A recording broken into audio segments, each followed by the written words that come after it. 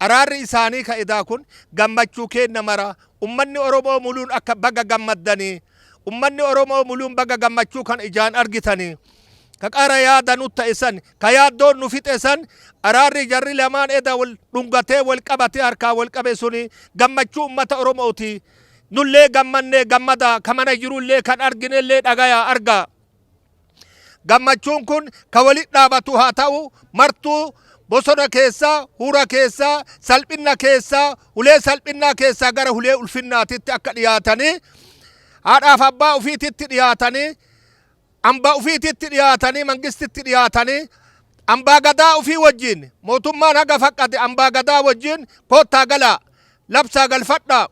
abbaa nagayaa ta'a nageenya keessan labsadhaa jedhee mootummaan qaataa nuu kennee harka xiqqoo nu jalaa duuba harkifate sun guyyaa kaleessa ija kennaan argine akkas araaramee warreebbatuun sun gammachuu ummata Oromoo mul'uu baga geettanii baga itti geenne baga waliin gammannee jedhe. Oromoon keenya gara tokko goree tokko ta'uun isaa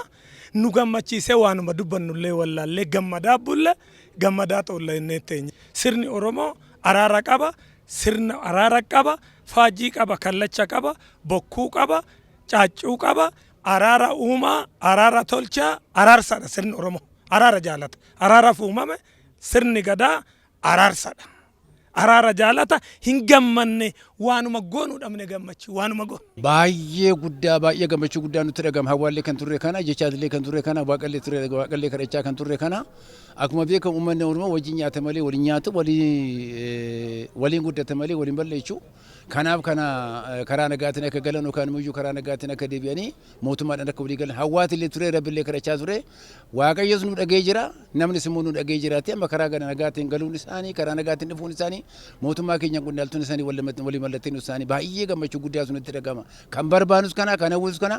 waan nu argannee jira deebiin keenya deebi'ee jira waan ta'eef waaqayyoollee deebii keenya nu laatee jira gara namaatillee argannee jira kana guddaa waaqayyo galateeffannaa jechuudha. Baay'ee gammachuudhaan waan barbaannu argannes baay'ee waan nu yaadaa turre humna keenya ol ta'ee bira ga'uu dadhabne malee ofii keenyaafuu barbaaduu isaanii deemnee oduu ichi tole kan jaan ta'e akka galan yaanne maal waliigaltee godhachuu qabna sunis Oromoo kan alabees Oromoo kan keessattis Oromoo waan ta'eef nuyi ofii keenya wal dhabuu qabu harka tokko qabannee diina jiru ofirraa dhiibuu qabna malee ofii deebinee wal dhiibuu qabnu kanaaf waa baay'ee dasnu jedhe ammalleen isaanillee kan galan yaa ulfaatan baay'een isaan galateeffadhaa mootummaa Oromiyaatillee baay'een galateeffadhaa yaa ulfaatu waliigaltee kana uumuudhaaf baay'ee kabajaa qaban gara kiyyatti jechuudha nulleen kan barbaannu immoo kana nagaa barbaanna nageenya yoo jiraate bobba'anii galuun jira rafanii dammaquu jira misooma hojjechuu jira nageenya yoo jiraate hoomuun hin argaman du'a malee jiruun hin jiru biyyis kufaatii malee gara guddinaatti sissiqtu kun waan gammachuu ammana hin jenne nurratti argame amma akka malee gammanne kalee waliif bilbilaa oolle anillee hanan jiru baadiyyaadha naa bilbilanii gammanne gammadinaan jedhanii anu akkuman argeenan abboota keenyatti hime abboota keenya wajjin hin boonye imimmaan keenya galma nuu ga'e gammanne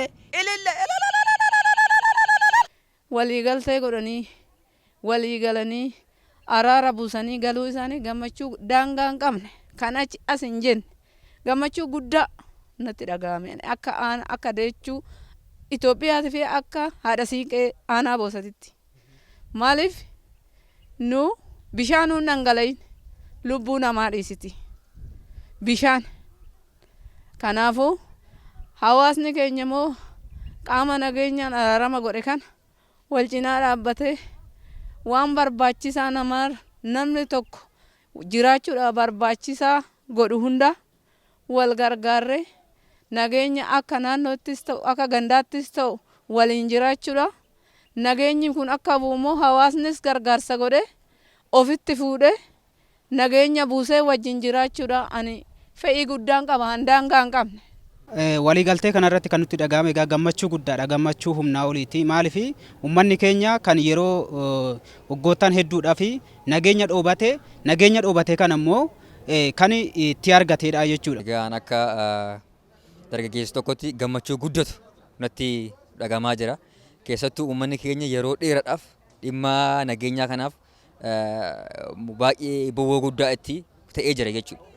Kanaaf kun hundaa ol gammachuu uummata keenyaati jechuudha. Nageenyi yoo jiraate waan hundatu jira. Nagaa dhabuu keenyaan waan baay'ee dhabnee jirra. Nageenyi gaafa jiraate kan baanee galuu dandeenyus kan waan barbaanne waan yaannee fi bakka yaannee gahuu dandeenyu gaafa nageenyi jiraateedha. Kanaafuyyuu gammachuu guddaatu natti dhagahame akka nama tokkotti. Simanna bareeda gochuu qaban ofitti isaan fudhachuu qaban nuti tokko waan taaneef durallee rakkoo yaadaati malee kan gargar nu baase nuti nama tokkodha.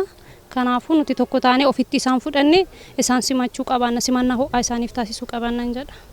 Gammachuu guddaatu natti dhagahame. Gammachuu hanga hin jedhamnetu natti dhagahame. Maaliif waliigaltee mootummaa fi qondaaltota baa'oodhaa kun walitti araaramuun isaanii